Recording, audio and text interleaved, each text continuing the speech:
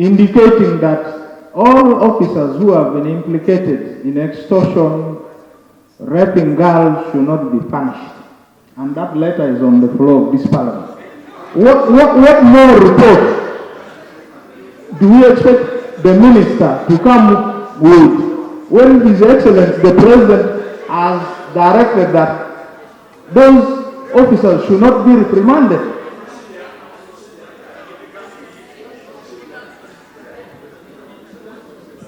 Right, Honourable Speaker, today I'm not in good health,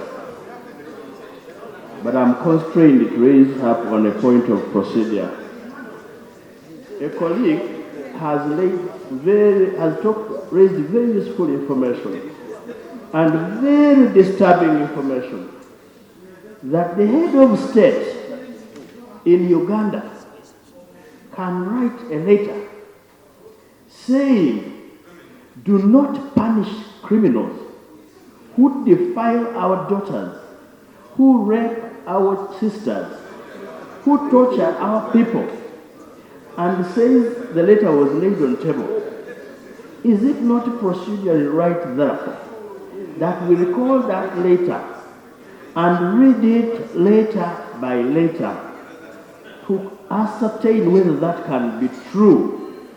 As to me, it sounds criminal, even on the part of the President, that before a person is taken through the due process of the law and is convicted so as to call into play the prerogative of mercy, that the President can stop and interfere with the potential or prospective prosecution? Guide me, Madam, whether it is not appropriate that we recall that letter, read it, and ascertain by ourselves, and see how to access the President for proper advice. Thank you. I believe the letter is available. It was copied to many members. I don't know where it is. Maybe the clerk has got it. No. It was copied to, I think, the members from Ambolatar and Nakasongola, something like that. Madam Speaker, the letter was copied to all members of Parliament from Lango.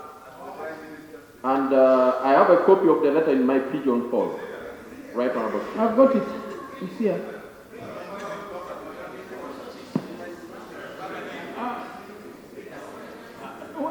Can I? Okay.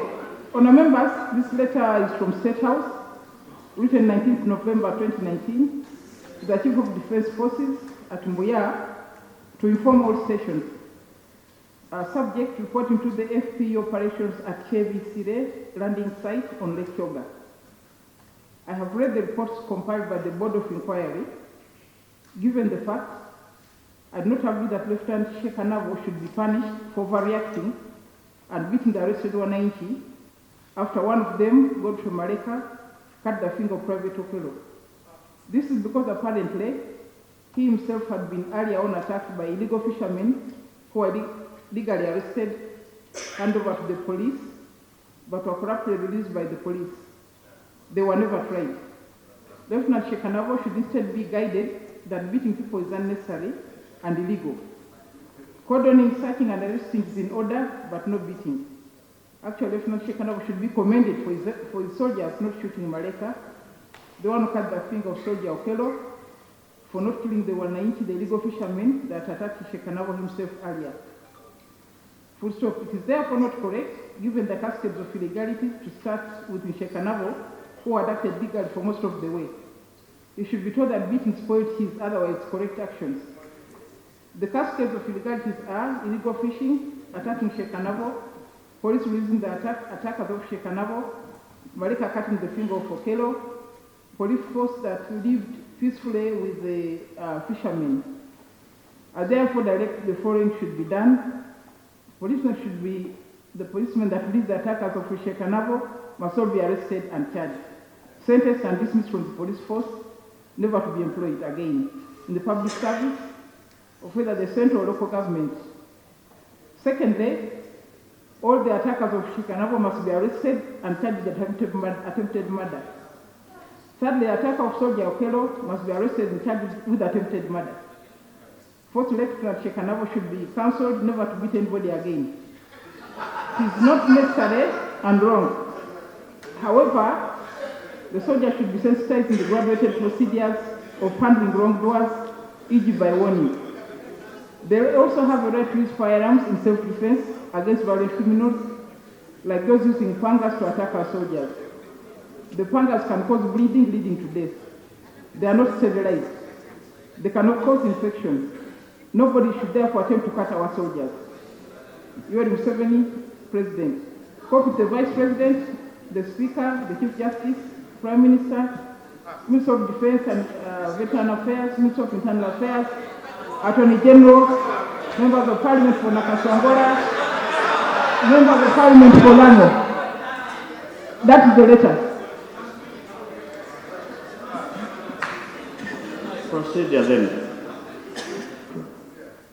And it is the duty of this Parliament to protect all citizens without exception. First, you do not need a presidential direction or directive to prosecute a person who attacks a soldier or any other person. But when I hear that one, even after agreeing that Shekanabo breached the law, he says, charge others, convict them, and the president is using the words, I direct the following. Meaning, he's directing the court system on the verdict to be reached. He's directing on the sentence to be given.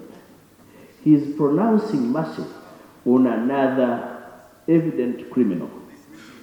And the person I'm talking about is the fountain of honor.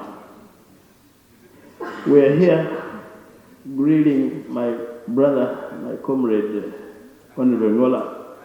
Even notwithstanding whatever is happening here, I'm not embarrassed to refer to you as my brother. But we are greeting this man.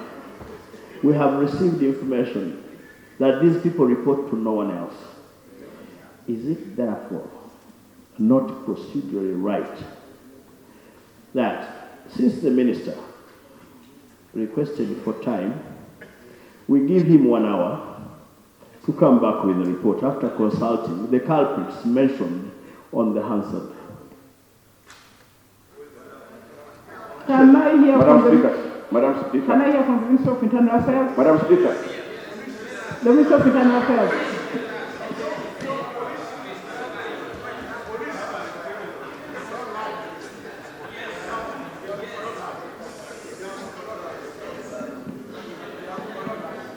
Right Honorable Speaker, you asked me to confirm whether the person, the suspect in this rape case was in the police custody.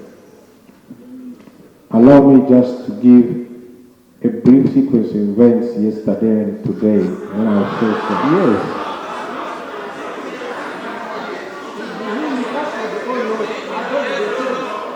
Order.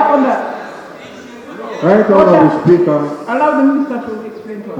I am not a robot just to say yes or no. I'm not a robot. I'm an honorable member like you. Please. And a little honorable, please. Yesterday, after the event, there was a parade of the soldiers who were involved, a parade of identification.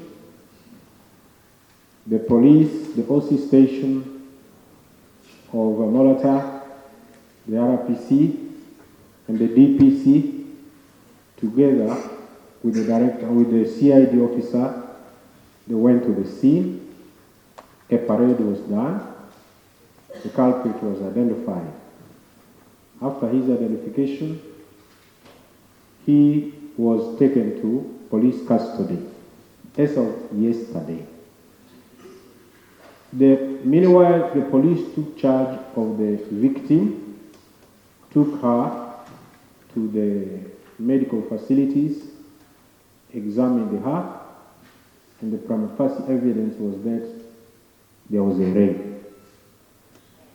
Later on in the evening, it was the police, she was in the custody of the police, but later in the evening, the detached commander and some of the soldiers came and requested that this man must be taken to their detached.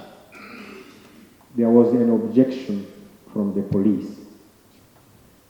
The objection and the altercations reached a level where